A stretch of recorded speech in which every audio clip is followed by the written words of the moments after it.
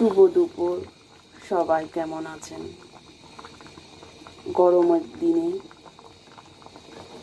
এখন কোনো কিছু খেয়ে শান্তি পাওয়া যাচ্ছে না।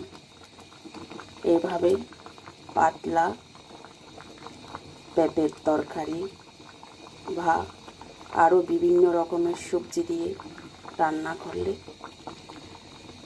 খেতে ভালোই লাগে আর শরীরের জন্য উপকার। সবাই কেমন আছেন কমেন্টে জানাবেন। সবাই ভালো থাকুন, সুস্থ থাকুন, সবার জন্য শুভকামনা রইল।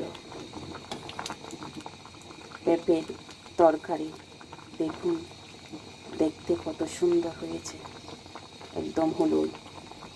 গরমের সময় এভাবে রান্না করে আমরা খাই।